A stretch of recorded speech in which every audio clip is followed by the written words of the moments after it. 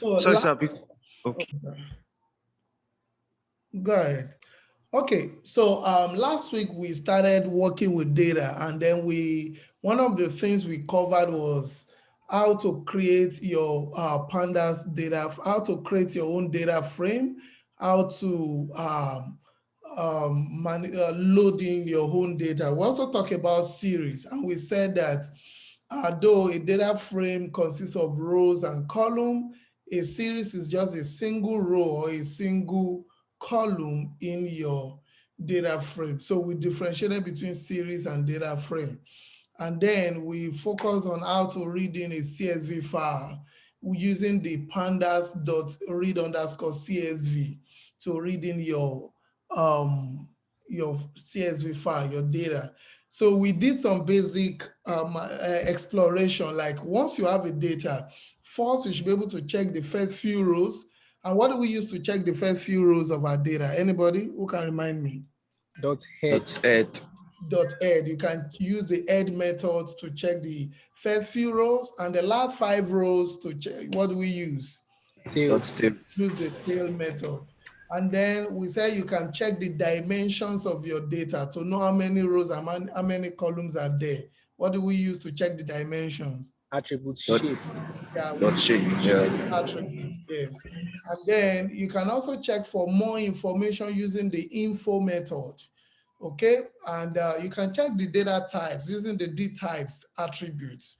You know, one thing I want you to observe is Dimeji was calling one attribute, was calling one method. Yes, a method must be followed by a parenthesis, but an attribute does not have a parenthesis to end it. So like the shape is not dot shape followed by, but head is method because dot head and followed by a parenthesis. So take note of that. Otherwise you'll be getting error. Okay, so then we ended the class doing some data manipulation to answer some questions using the group by method. I know we talked about look and I look for subsetting rows and columns, but we ended the class with the group by method, which is to group our data based on whatever aggregation we want to do. And so that's one of the things we did last class. So today we want to, because we know that data will most often not come clean. Most times data will come dirty, and 80% of a data scientist's jobs are spent on cleaning and pre-processing data. So it's actually a good skill that will be required of you. Either you want to settle for data analyst or data scientist job, you must be able to clean data. So, and that's why we're looking at the topic, handling missing data. So we'll start by looking at what exactly do we mean by missing data, and what are the different components? How do we go about it? And is there a standard way of doing it for all data, or what else do we need to do? So by the time we look at that, we'll now end today's class looking at how to tidy data. That instead of fine, we'll move, we can clean, we know we'll learn how to clean data, but after knowing how to clean data, what if the data come in some format that we don't like? How do we tidy it for analysis? So, and then we'll talk about Adley Wickham's opinion. Adley Wickham is a prominent member in the R community. So we'll look at his opinion, and then we'll put them into practice, and that will be all we're going to do for today. Okay, so that's the plan, that's the roadmap. All right, so I put this diagram here to explain some of the things that we're going to do. So you may not have it in your notebook. Okay, so I look, the comment I put here that there is no one best approach to handle missing data is very true, because in fact, still till today is still an open research area in this field, especially in the statistics community, on missing data. A lot of even research papers are being published every year on handling missing data. And that's because there is kind of disagreement in the statistics community on the best approach to undo missing values. And I'm not sure that answer will ever come because um, there are numerous reasons why a particular data may be missing. For those of you, I don't know if you're all in final year, but if you are not, or for those of you in final year, I know you are doing uh, um, projects, and especially for those in the statistics community, I can talk about those ones because I did statistics.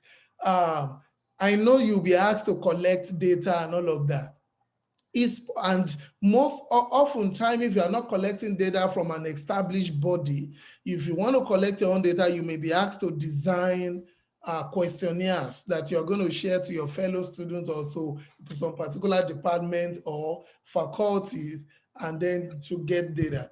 Now it's possible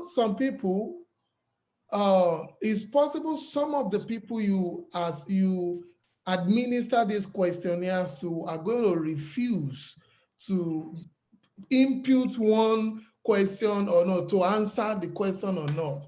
They may answer some and leave some.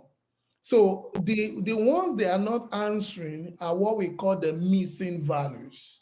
Sometimes for some organizations, they do online polls, they do online surveys, and then that's why you see so you will see some GT banks people, they go out, they meet people on the road and all of that.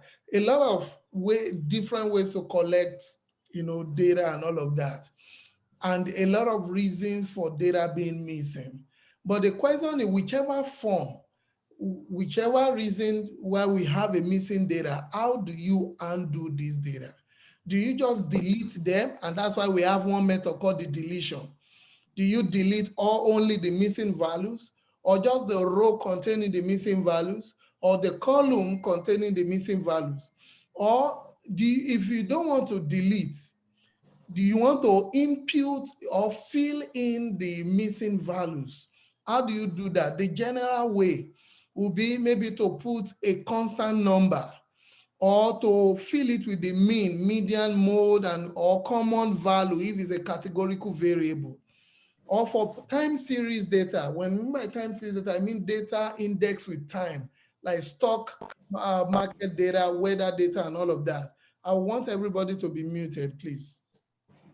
So some people, one way you can do what we call forward fill. You are going to look at that. You see most of all these methods today: backward fill, linear interpolation, or some. When we get to machine learning, there are some models that have a way to fill in the missing values. One is the KNN base. KNN stands for K nearest neighbor, but don't worry about those ones. So for most of these other methods, we're going to touch them today so that you can have a feel of how to undo missing data. However, I must state it here is that most in the industry, to handle missing data, as a data scientist, you cannot just get data and say, oh, this data is missing, I'm going to fill it with the mean, or I'm going to fill it with the median, I'm going to fill it with the mode. That's not true. Because when you do that, it can change the interpretation of the data. So that is where what we call data understanding has to come in. You have to understand the data. If you don't understand, you have to meet with the department that collected the data collection team. You have to meet with them, and then, or even an expert in that area in the organization, to give you reason why it's possible for this kind of data to be missing, what it could mean. How should you handle it? If you put, can we assume that, oh, maybe can we assume that this person who bought this product, like I will show you, and then we'll deliberate on it. Because if you don't understand that, if you don't have an understanding of the data, and you fill in the missing value with something, some value, it can change your results. Yes, it can lead to incorrect analysis. So that's why everything we're going to do today will be based on assumption that you understand the data. So we'll just teach you different ways.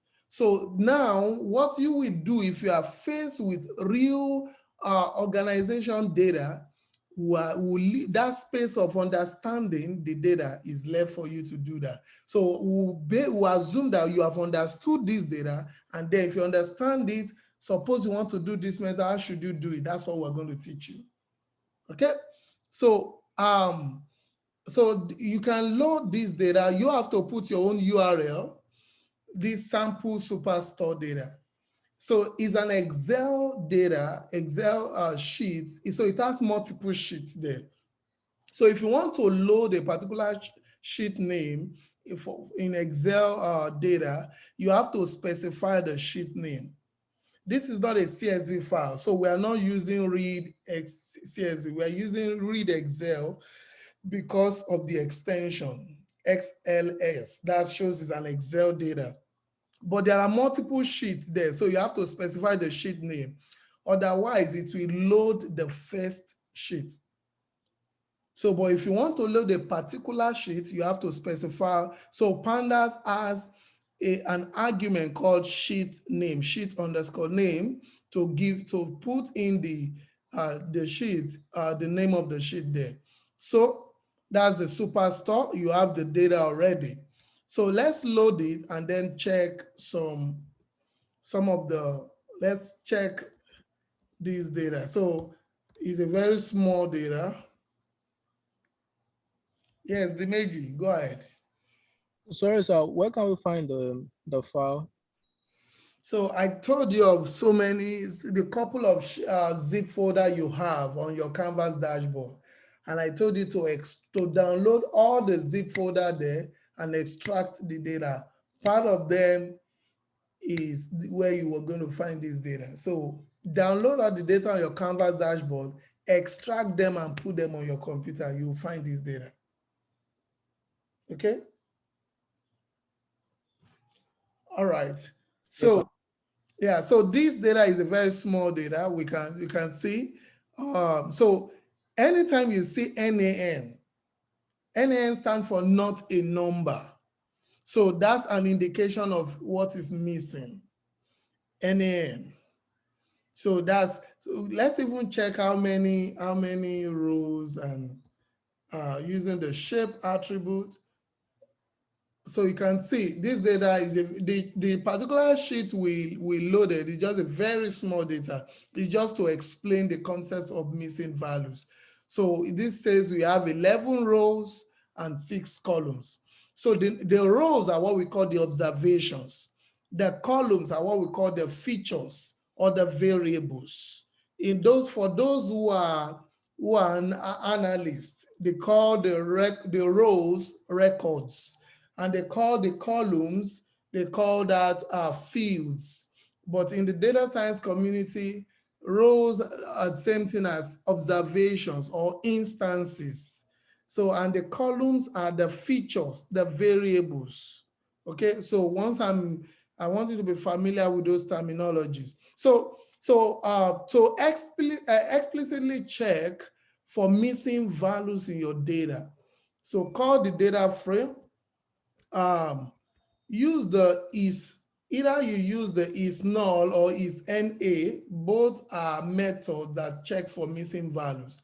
Any method that starts with is asking a question. So this is saying, is the columns in the store data frame missing? So it goes to each column and check each row in each column and find and ask, is this row missing? Is this row missing? If it is yes, it's going to put true. Otherwise, it's going to put false. So this is what you're going to see. You can see. So for this one, it says false, false until this place. So that means there is a missing value here. There's a missing value here. There's a missing value here, and things like that. But this may not be so interesting. So you might need to sum it. Now, why do we want to sum it? In Python, false can be treated as 0 and true can be treated as 1. So if I sum this particular column, all the false are zeros, the true is 1. So this is like 0 plus 1 here is going to give you 1. So we can sum all of each column to have an idea of the number of missing values in each column. So you can use the is NA or is null, like I said. So put dot and press and put sum there. So this will sum the missing values in each column. And you can see this telling you there is one missing value in the customer feature variable. Product has 2. This can has none. So that's 0.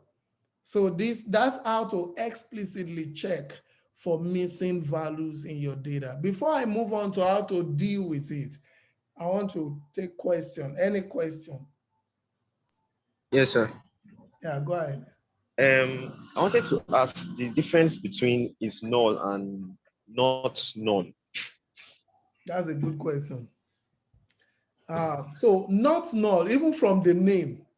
I told you anything that starts with is asking a question. Not is not asking a question. So it's like saying in the store data, give me uh give me where this store is not null. So it's like saying in this store, see,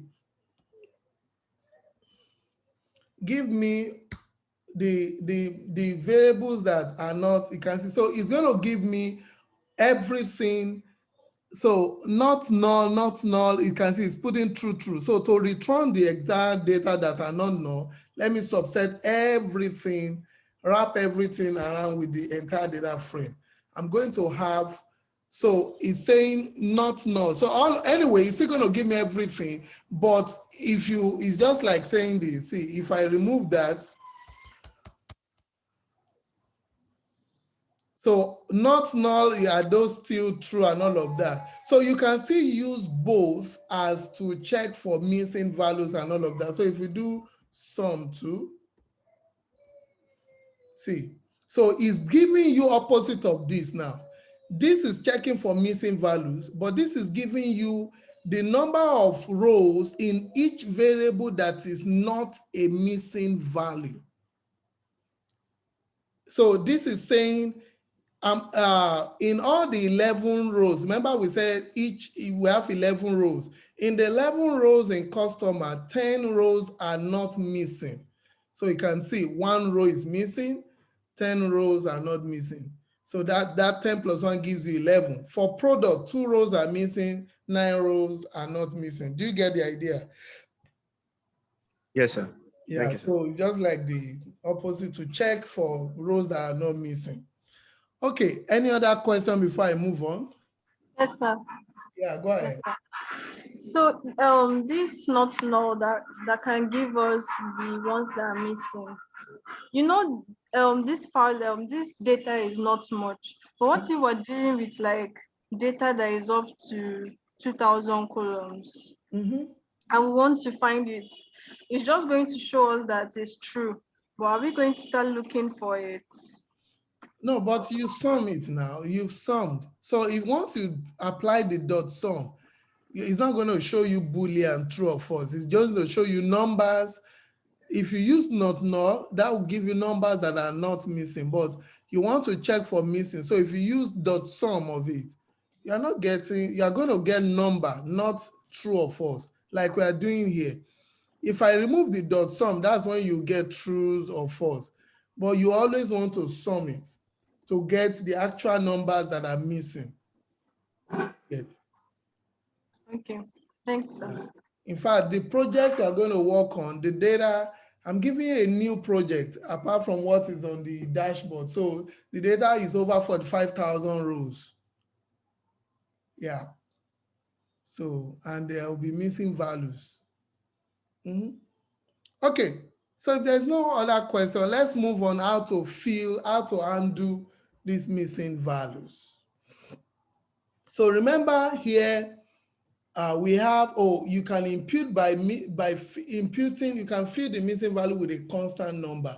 Now, what I want to say is just to show how to fill with constant number. I don't mean you should put this as the constant number you want to fill. So remember, this is the data frame. Let's check it again. So suppose I want to fill all the NAs with a constant word called fill. Remember, I don't mean you should put fill. I'm just showing you can apply this by even putting a number there. So suppose you want to fill it with a constant number. So Pandas has a method called fill NA. So if you press Shift Tab, it gives you the documentation. So the fill NA has a value, you put the value there, that the value you want to use to fill it. If you're filling it with a constant number, just put value equals to that number.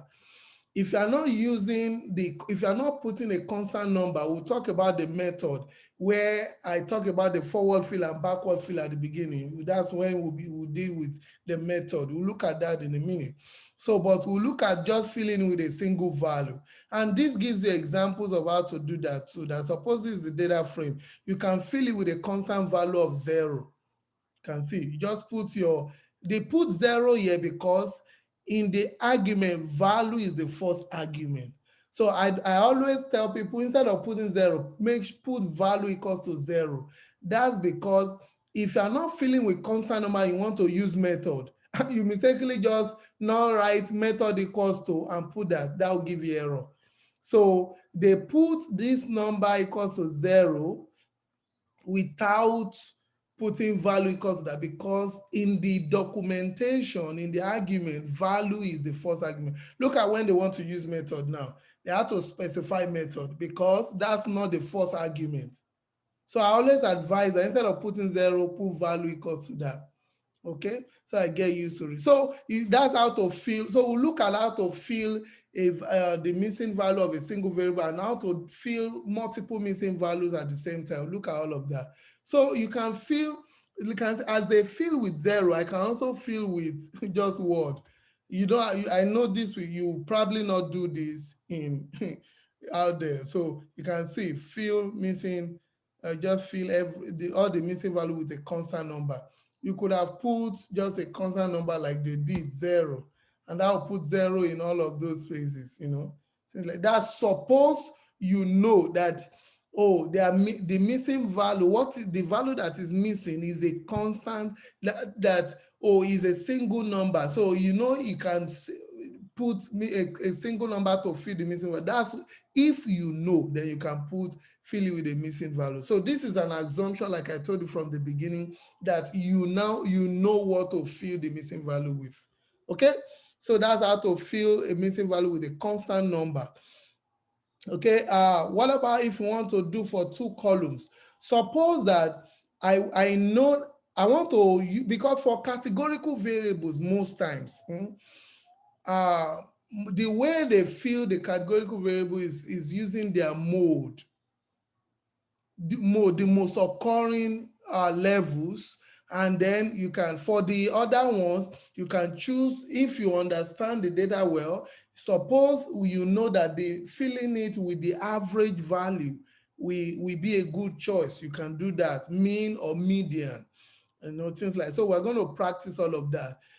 So let me select this store first. Let's see if we can get anything called the mode, customer and put dot mode. Okay, so the person that I'll call most is Zuskus Donatelli. So suppose you want to fill this customer place. We don't know, for one reason or the other, the sales department forgot to get the name of the person who bought these products, these accessories, and who the sales was. Suppose we look at it that the customer that have bought a lot of products this week is Zuskus Donatelli. It might be the one. You can fill that in. All you just need to do is select the variable you want to fill, select the variable you want, or you can simply get the mode, maybe mode as a variable, get the mode, that's the most occurring customer or the most frequent customer, and then you can you can get the variable you want to fill, this customer, and then apply the fill NA method, and then specify the value as the mode that you've just calculated. So that way now, this will fill the this particular column, this position 8 now has been filled. Before it was NaN, that's because, let's see this mode again. I know I'm using keyword, which is not supposed to be. So we can as well just fill this guy, this customer's NA with that value that we got there. So you just fill that in. Although it's still showing NA, let's see NA here, why it's showing that.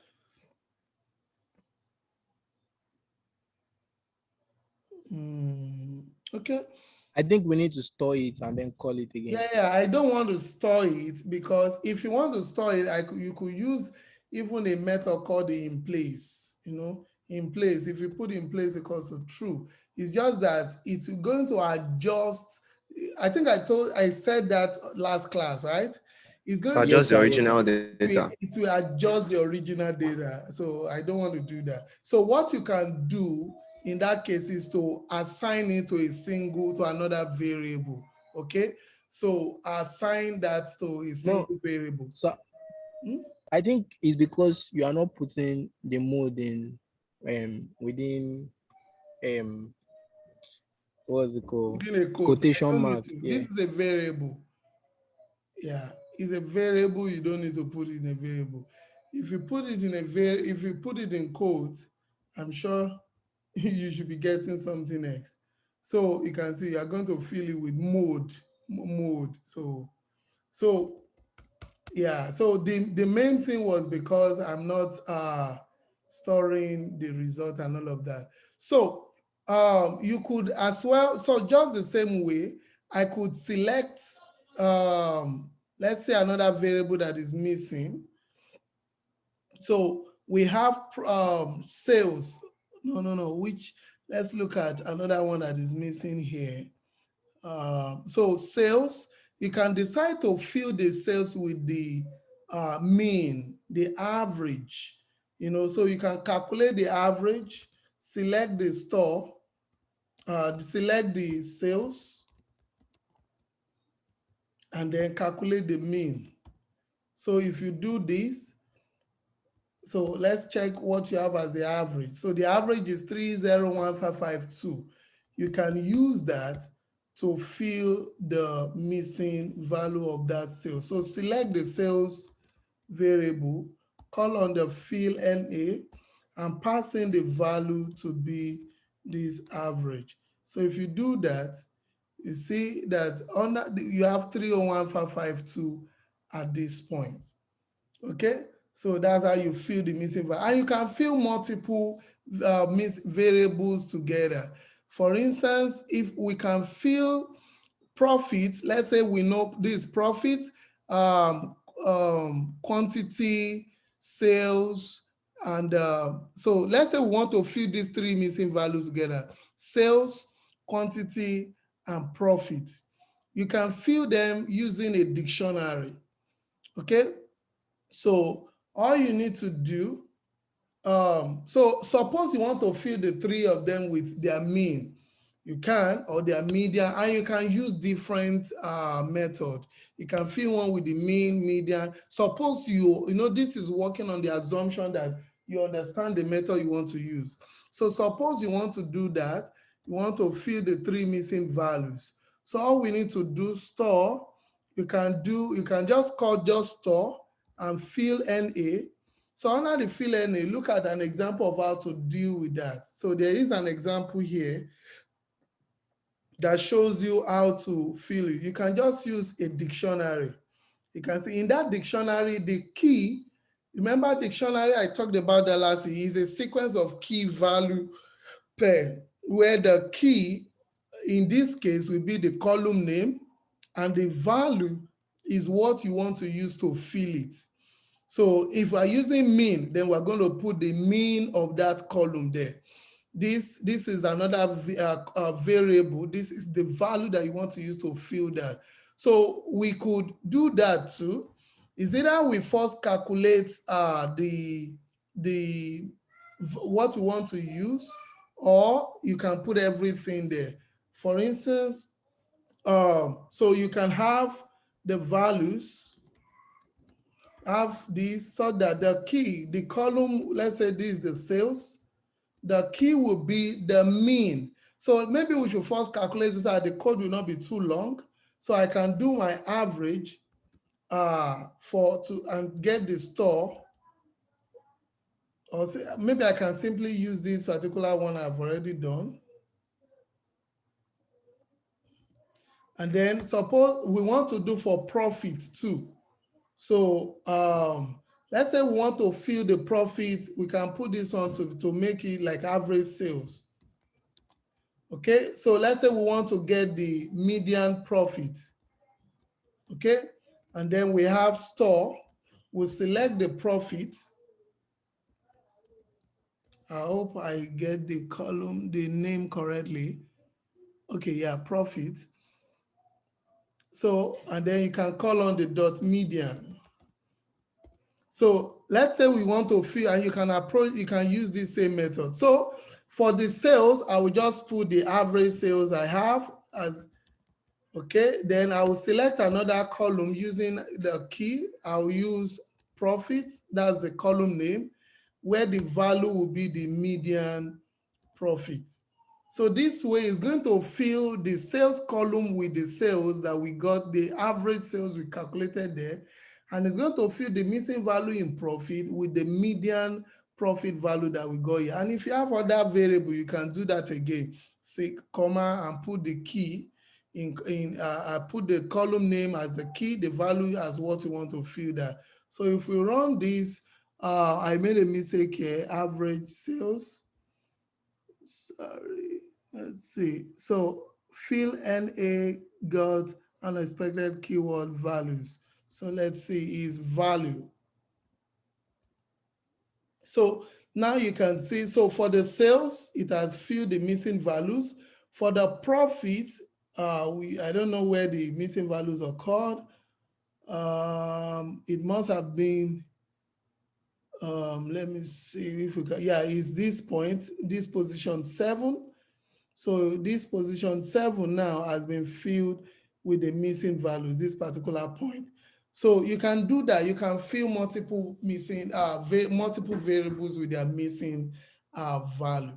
Before I move to another different method, so what I've talked about now, filling the missing values with constant value and imputing with mean, median, and mode. So before I move to this method of forward fill and backward fill, any question, please? Hello? No, sir. No, sir. Okay, good. All right, so now suppose that, so this is mostly used in a time series data. It's not that you can't use it in non-time series, but it's just that it's mostly used for time series data. And by time series data, we mean data indexed with time, like Forex trading, stock price data, weather data, things like that, so that are indexed with time. So suppose that after collecting, let's look at the data again. That's the store. Suppose that after collecting this data, we look at it that this Brosina Hoffman that bought, there's no record of the product he bought, but we have the sales and all of that. But this person bought phones. He also bought phones. Suppose after investigation, we realize that the product is also a phone. So you want to fill this particular value with the phone that you want to fill this particular product with the phone he bought. So you can use this method, forward fill and backward fill. You can use them. So this is where they come in. So look at it. So using forward fill and backward fill, those are the two different ways. Let's look at the documentation so that you can have an understanding of what they mean. So that's the method. So under the method, is that you can fill with the backward fill, which is B fill, or the forward fill.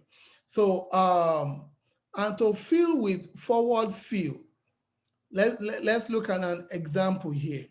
So this is the particular data, A, B, C, D, and all of that. So and then they choose to fill with the forward field. So this means that we're going to use the previous value to fill the next value. So I'm trying to look for one particular variable where they use that for. So let's see this particular one. Okay.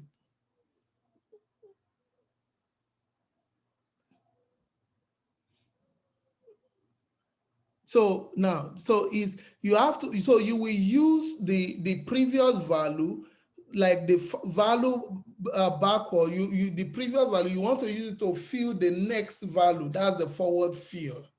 So that's the forward fill. And if you are using the next value to fill the value back at the back, that's the backward fill. So for instance, so for this one, let's select the variable product, and then let's set the method to backfill and see. So you can see now that what was missing at this point, NaN, has been filled with the next value, phones. So that's backward fill, meaning use the next value to fill the value missing at the back. That's what backward fill means. So so this means we're assuming this person who bought this phone, that the product within record here, probably since it's the same person, is also a phone. And so I will ask a question now. Since look at okay, different person. So well, suppose that I want to fill these values, this NaN, with these accessories here by the one Eric Hoffman bought. Which one will I use? Is it forward fill or backward fill? This particular one. I want Forward to fill. what? Forward. Forward fill, yes, Forward. because you want to use the value at the back to fill the next value. That will be forward fill. But if you're using the value in the front to fill the backward missing value, that's backward fill. Yes, that's correct. So we could do that. We could select the product. Again, select the product. And then we can do our fill NA and set the method to forward fill. So if you do that, you can see it left the first one NaN because there is no value, and this NaN is the first value. There's nothing behind it to fill it. So, but this other one has been filled with the accessory, with the one at the back. Unfortunately, fortunately, even if you use backward fill, it will still fill it because access is also in the one in the front. But we have used this forward fill, so it used this accessory to fill the missing value here. So you can use this if after understanding the data, you realize that the person who bought this product might likely be the one who bought this one that we did not record the product they bought. So things like that. So that's how the forward fill and backward fill works. So everything we're doing, remember, is based on the assumption that you understood the data. Okay, so we've talked about this type, filling with the median or filling multiple variables with their missing values. One other options, which is the deletion you saw in this diagram, deleting rows and all of that, is what we'll look at. And there's a reason why we didn't talk about it at the very beginning, because deleting missing value from your data is actually a bad idea. It's not good because the more the data you are deleting, the more information you are losing. So only if the only exception to this is if that variable is missing almost the entire row. More than half of the row is missing. Then you might not have a lot of information again in that variable, that column. So you might drop the column off. You might just drop it. So because that variable is missing almost its entire data, so you might drop it. So but dropping rows that contain, so you could also drop rows. However, the more the rows you drop, the more the data you are losing. Let's look at this instance of just dropping the rows. So to drop row, you have what we call the drop NA method. Okay, so if you drop NA, so this, if you just apply drop NA, by default, it's going to drop the rows.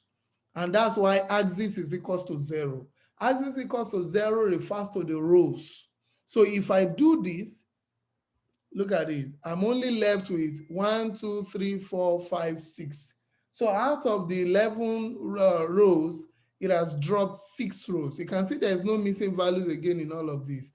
So imagine that there is only one row that doesn't have missing values. That one variable is missing one value or the other. It's going to drop everything and leave you with just one. And you would have lost a lot of information. You can also drop our cross columns. You just need to change the axis method I showed you. So if you set the axis to 1, this will drop, you can see, it drop all the columns that have one missing value or the other. So it's only discount that has no missing values.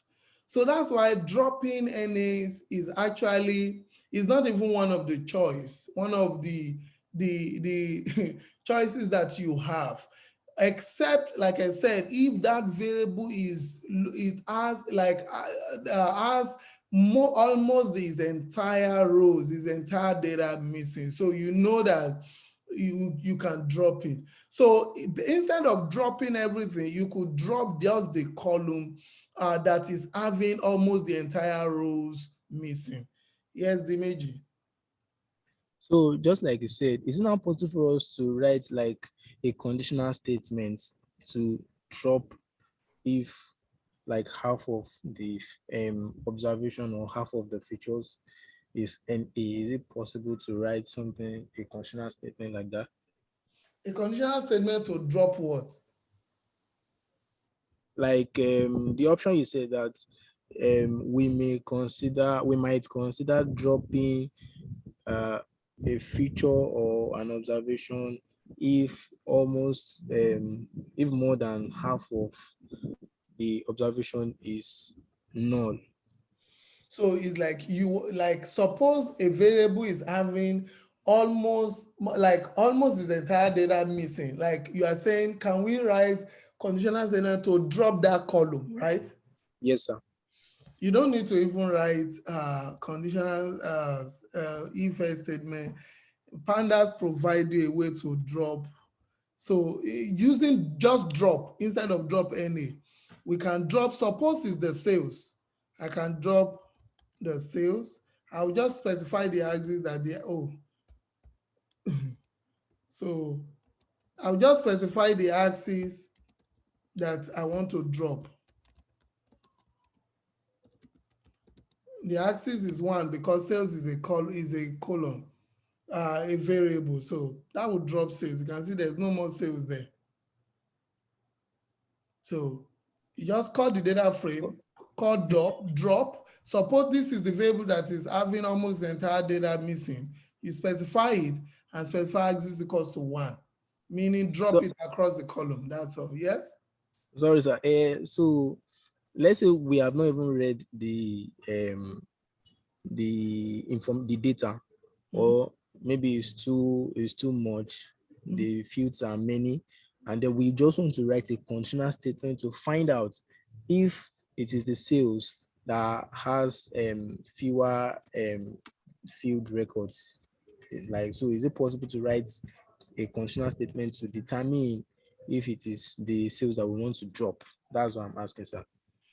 You can find out how to do that. I like to make life easier for me. Why should I write a conditional statement that will take me 20, 30 lines when I know that I can use a pandas function is null that will give me the column that is having the missing values?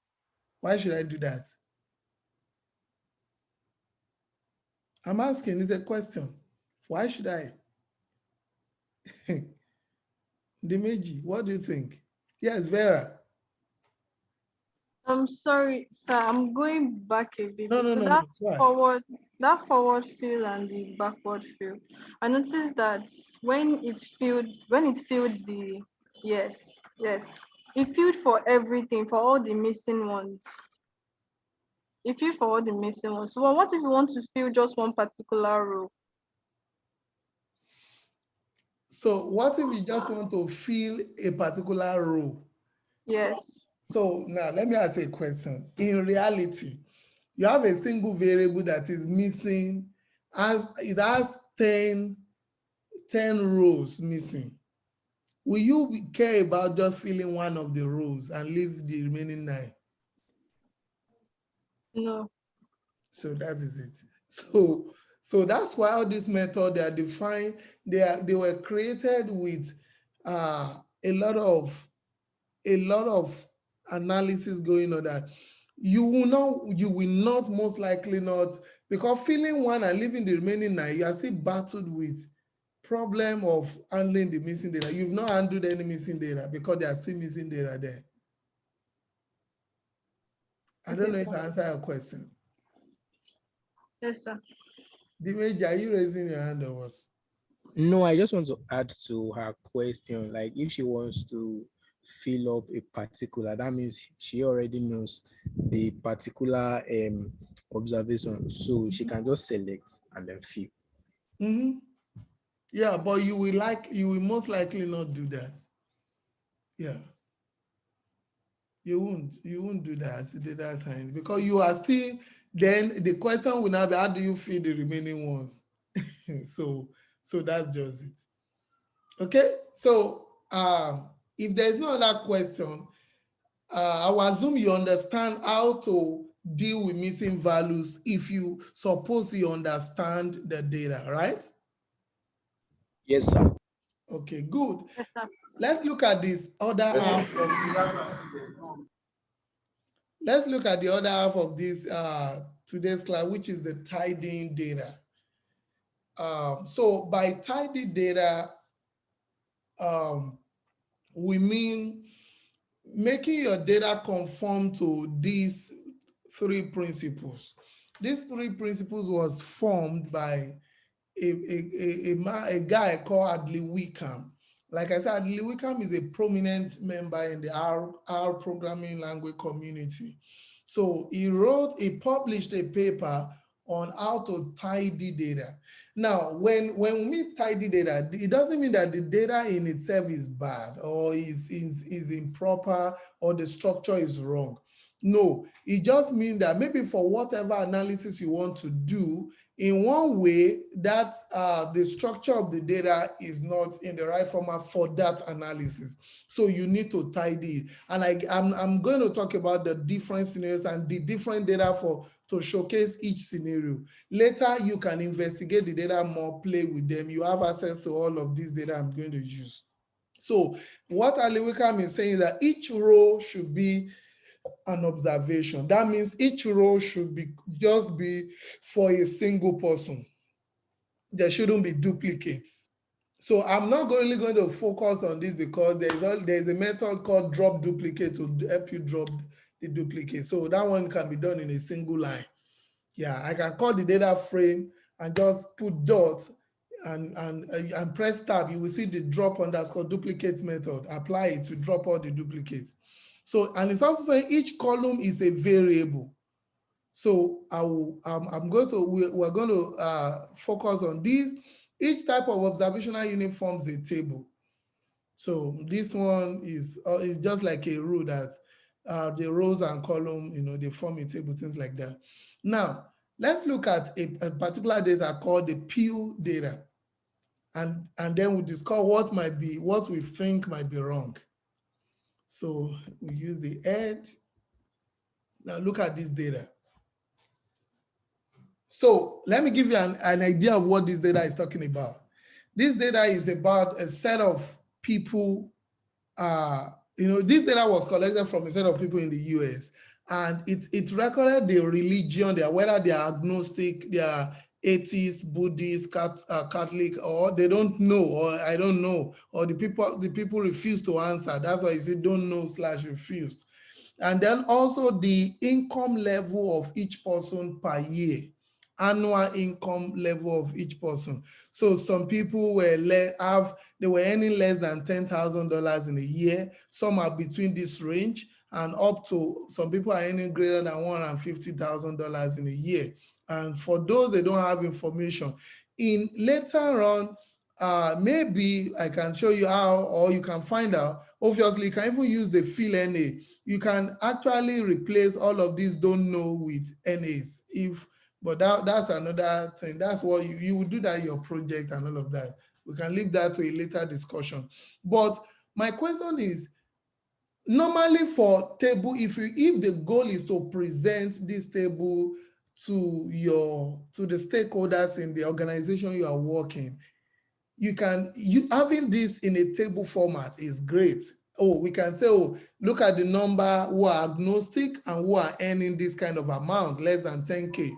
Or, however, if the goal is to do analysis, statistical analysis, or even build a machine learning model, there will be a problem with this kind of data. Who has an insight on why there is a problem here? What do you think? Anybody? We are dealing with text data. What? We are dealing with text data, and machine learning has to do with numbers. The agnostic they are text data, like kind of categorical data. Well, that one can easily be changed. There is a method to convert text data to, we can use the one-hot encoding. We can change that one straight in a single line. So yeah, so okay, well, that's one way, okay, but we can easily undo that. Okay, any other suggestion? Sorry, sir, I didn't get the question, sir. What do you think? Do you think, is this data okay for you looking at this? Is there anything wrong with it? Suppose you want to do analysis. You've done projects now. You want to do analysis on this kind of data. Is there anything wrong with this data? Okay, the variable well, name, the columns, all of that. The data, some of them are 3 digits, while some of them are 2 digits. Okay. I think they are not of the same length. Okay. The columns that are numerical. I think the column are what? They are numerical, the numerical columns. I think they might give an issue also. Okay. All right. So thank you guys. So one other thing is this: for analysis, you might have issue because this is not a proper variable name. All these 10, this to this, they're actually referring to a single variable name. What's the variable? Income, the income level of each person. Yeah, the income level of the people that fall in each category. So we can put all of these as a single variable named income. Do you agree? Yes, sir.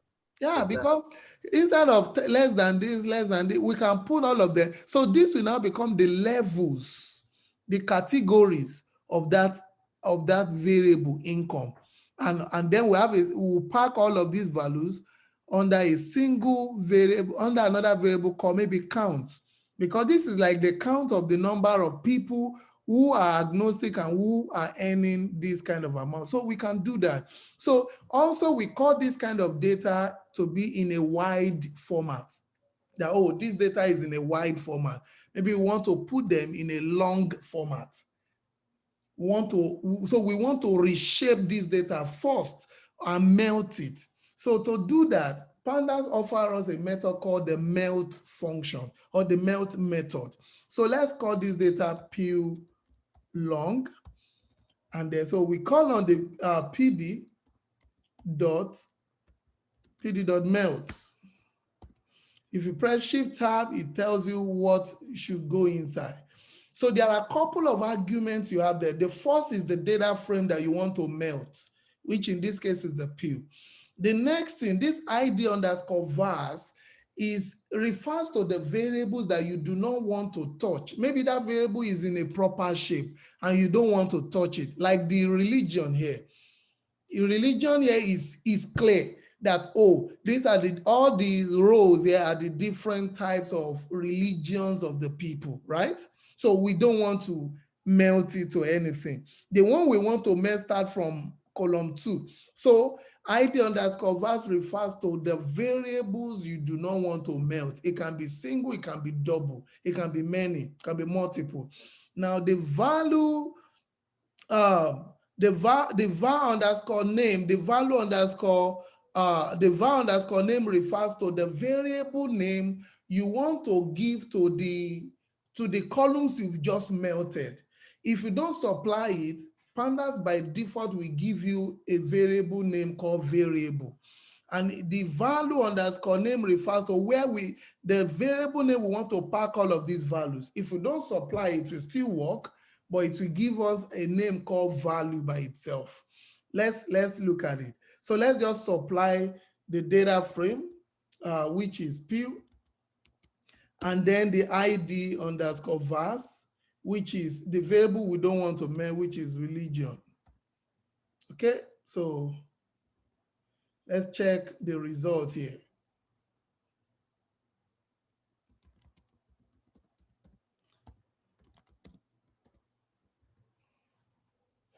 You see the melted data frame.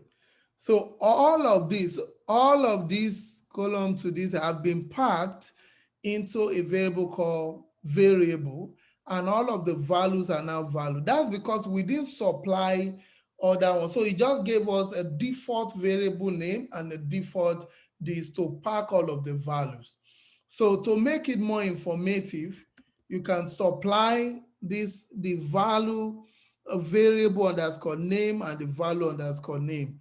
So the var underscore name, like I said, we want to give it income, and the value underscore name, we want to give it the count. So if you do this now and rerun this, you can see, so it has been changed to income and count. So this can be used for analysis now, because this particular row is talking, the first row is talking of that we have 27 people who earn less than $10,000 per year and who are agnostic. The second row is telling you 12 people who earn this amount who are atheists, like that. 27 Buddhists who earn this amount, things like that. So we have 3 variables.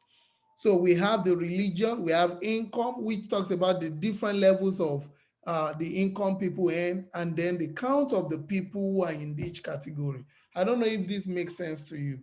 Any question? Yes, it does. Sorry, sir. I have downloaded all the files. I can't see this PU file. Is there. So you should extract it. Check if some data have folder. Check the folder name. Check each folder Yes, I is did. there. All right. So I won't need to talk about that. Yeah. So let me move on. If you don't get that, if you can't check the folder one by one, then that will be you. Except someone else is telling me it's not there to confirm that. Okay. So that's I that. don't think it's there because I have extracted all the files now, the Olympics and everything, and it's not there.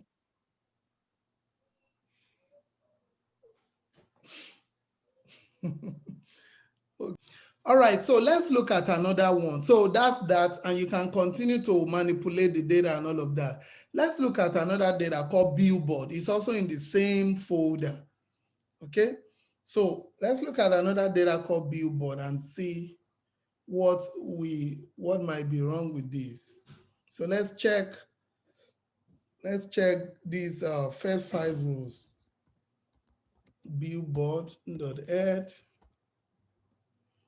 Now look at this data. So in the line of tidy data, what columns do you think we might want to fix? What columns do you think we don't want to, that they are okay and we don't want to touch?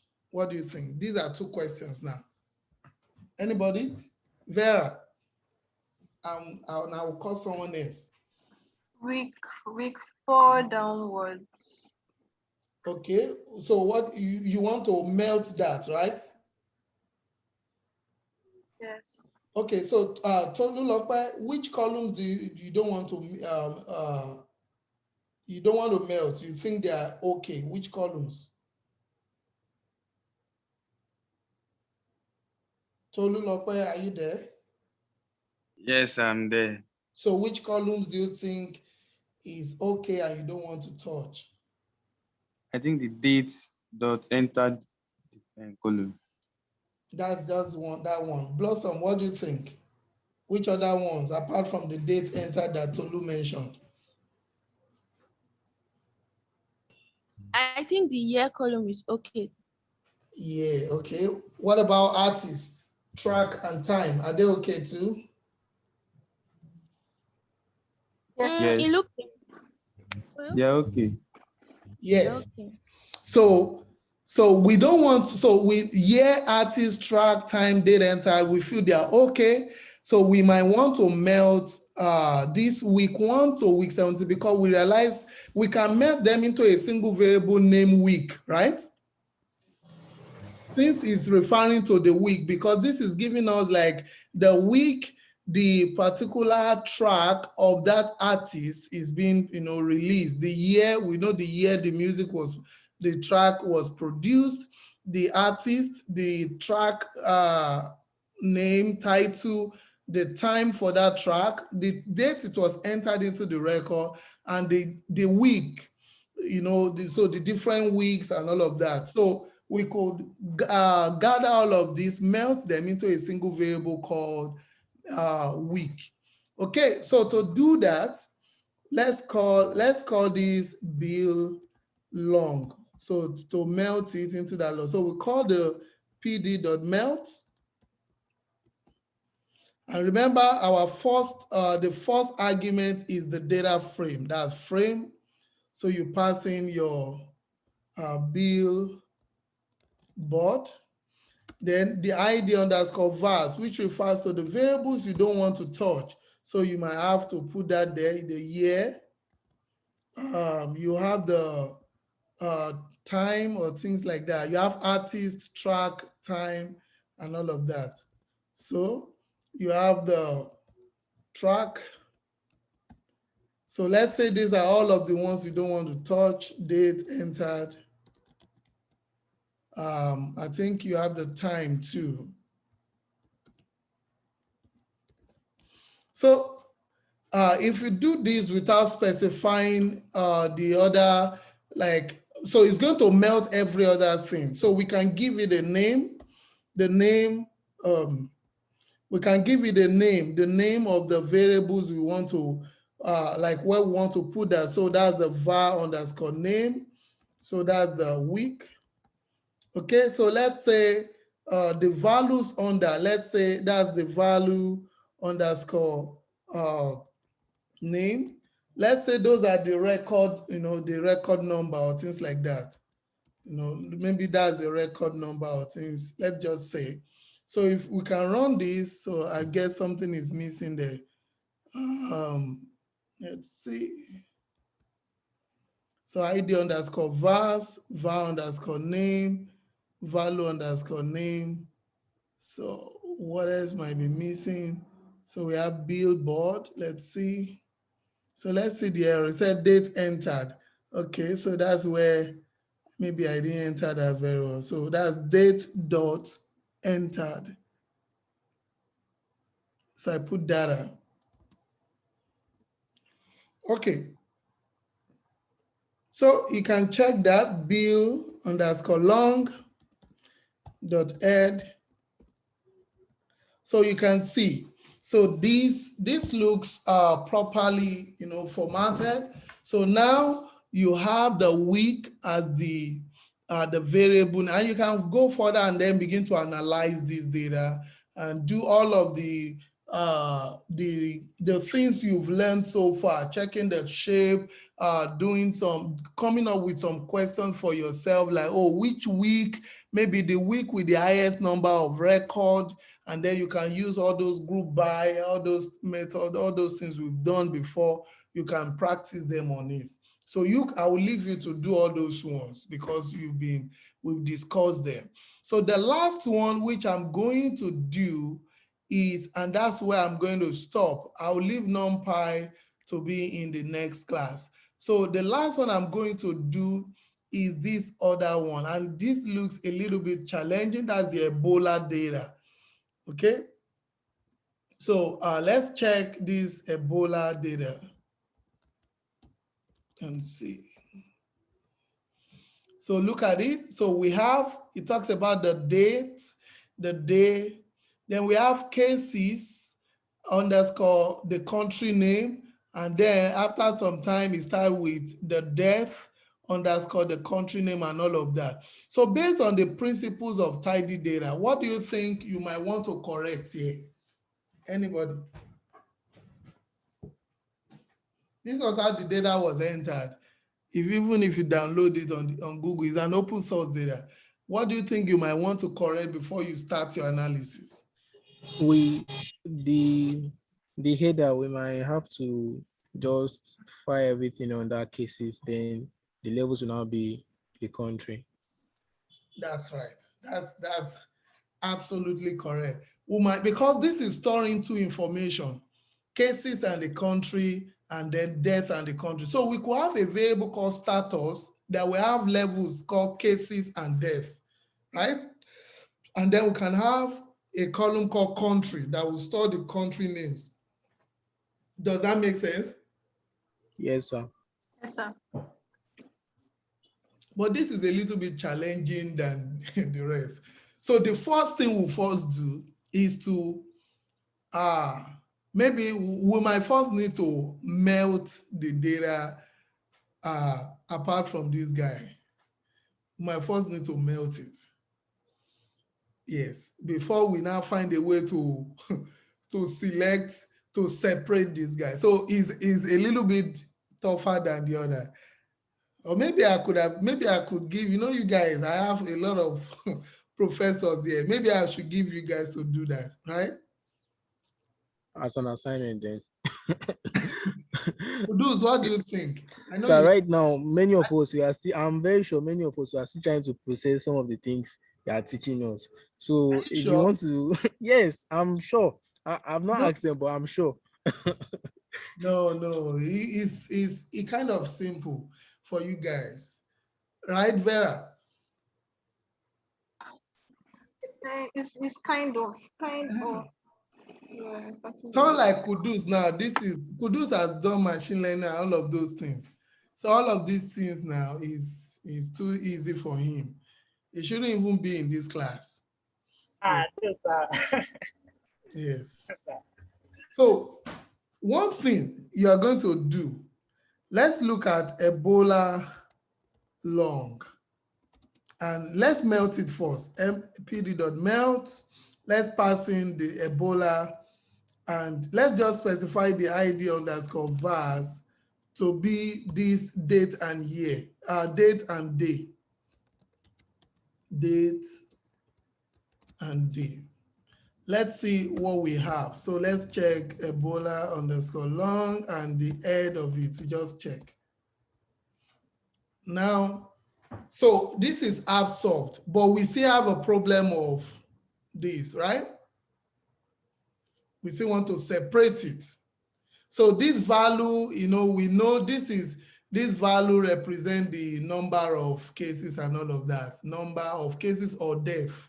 So, so now the next thing is up to separate the cases from the country or the death from the country so that we can now represent them as a single variable. But first of all, are we on the same page here? Are we good? Are we on the same page before I move on? Yes, sir. Okay, good. So the next thing, let's select out this column that has what we want to split. Let's put it as, you can put it as any variable name, but I'm putting as var because they put variable. Now, if you have Ebola long, or even before you put it, this is what you have. If we select it, variable. So this is what we have. So we want to split it. We want to split the cases from the country of the death. Now, let's check the type of this column. Let's check the type. So it's a Pandas series. Remember what I called a series? It's a single column in a data frame. But even if we want to apply the split method, under which data structure did we talk about split? Anybody? String. String. So that means if I try to apply string on this series, if I try to apply split, even press dot and put tab, you won't even see split there. Let's see.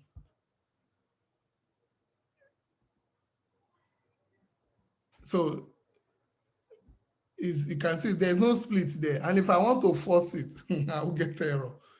So that means we should find a way to make this column a split, a string. And then we might be able to apply the split method.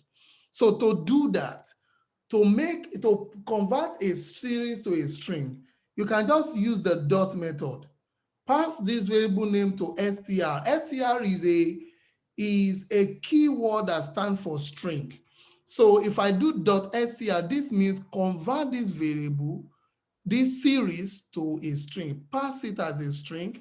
And then if I put dot now and press tab, do you notice all these variables, all these methods capitalize, all Yes, that it was on string. So if we call x split now, you can see you have split. So if I do this, look at the result. So, but now let me specify the delimiter as underscore. Do you observe what has happened? Yes, sir. So let's save all of this now to var. We are not done. You are doing it step by step. But I needed to show you what is happening in each thing you are applying so that you can see. So now that we've been able to do this, let's go to the next step. The next step, let's see. If we select var and just maybe the first thing in var, you can see it's going to be giving us row by row. So even this var now, this variable, if you check the type, The list. it's still a series, even though you pass it as a string. You only pass it to apply this split, but the entire stuff is still a series. So now, to get what is inside, remember from what we saw here, we need the cases, all the first aspects, cases that in this first column, we need it out. And we need the Guinea and all of the different countries, we need those ones too out, right? So let's pass it as a string again, and then use what we call the get method. So if I give this get method, if I put 0, it's going to get the first part. See, and if I put 1, it's going to get the country. So putting get and 0, I can get the first part and call it status. And I can repeat this same stuff and put that as country and do var dot, pass it as a string, dot get, and put 1. So now, if I check them, status, I have this. If I check country, I have the country. So I can now reassign this back to the entire data frame. Call back my entire data frame, Ebola long. Since I'm done, I can put them back, create them as a new variable called status, and then assign the value status that I have. I can do the same thing. Give it a name country, or you can give it any name, country name. and then assign the variable country to it. So if we do this, and then call back our Ebola long, you will see that we have that there. Ebola long.head. So now we have the status, which talk about the cases. We have the country name, and I can remove this one now. I can now drop this particular variable so that I have the status, which talk about the cases and the country name, and then the value, which talks about the number. I can change the variable name to stand for number or record, whichever one. So it will be talking about either number of cases, and for rows where we are, it will be talking about number of deaths.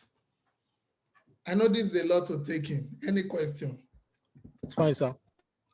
It's fine, great. That's why I say you guys are smart. So any question from anybody? Any question? Are we good?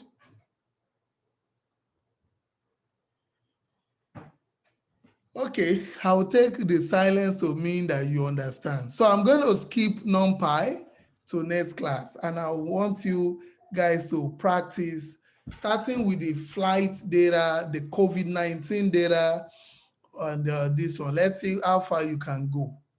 Okay? So I thought our work is not yet done on the data. What other work?